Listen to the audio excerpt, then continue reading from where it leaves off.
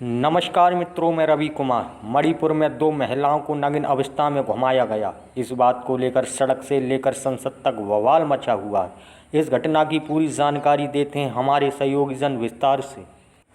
मणिपुर में दो महिलाओं को नग्न अवस्था में जबरन घुमाया गया। इस घटना के बाद से ही सड़क से लेकर संसद तक उबाल है। इसी बीच एक बड़ा खुलासा हुआ है। भीड़ की दरिंदगी का शिकार हुए एक महिला के पति कारगिल को युद्ध लड़ चुके हैं, रिटायर्ड सूबेदार हैं। उन्होंने बताया कि उनके इलाके के हालात बेहद खतरनाक और डराने वाले हैं। मणिपुर पुलिस अब तक मुख्य आरोपी हुई हीरा दोस्त समेत 4 लोगों को गिरफ्तार कर चुकी है।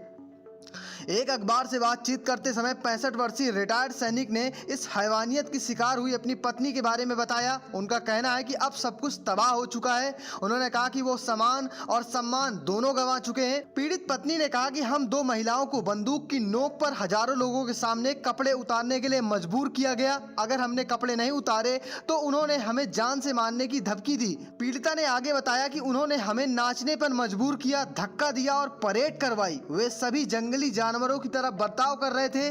पूर्व सैनिक का आगे कहा कि वो डिप्रेशन में चली गई थी, लेकिन हमारे बच्चों की चिंता करनी थी, इसलिए वो सामान्य होने की कोशिश कर रही हैं।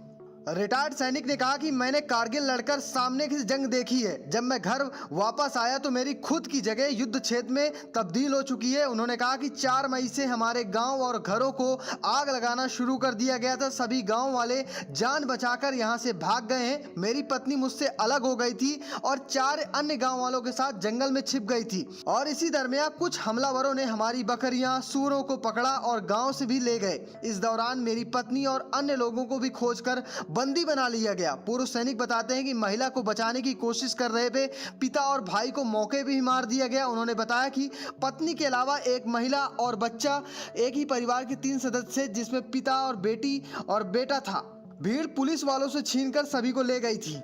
पूर्व सैनिक ने हैवानों की भीड़ को याद किया और बताया कि मैं देख सकता था कि वे पत्नी और अन्य 4 लोगों को कुछ दूरी पर ले गए हैं। 3 महिलाओं को कपड़े उतारने के लिए मजबूर किया, हाथों में बच्चे के लिए महिला को बाद में छोड़ दिया गया और जाने दिया गया। भीड़ ने कम उम्र की महिला के साथ उत्पीड़न करने की कोशिश की और जब उसके भाई और पिता ने दखल दिया तो उन्हें मार दिया गया। उन्होंने बताया कि हैवानों की हैवानियत करीब 2 से 3 घंटे तक चली। वो देर रात अपनी पत्नी से नागा गांव में मिले। छोटी लड़की को उसका प्रेमी ले गया। फिलहाल पति पत्नी चूड़ा चांदपुर में राहत शिविर में रह रहे हैं।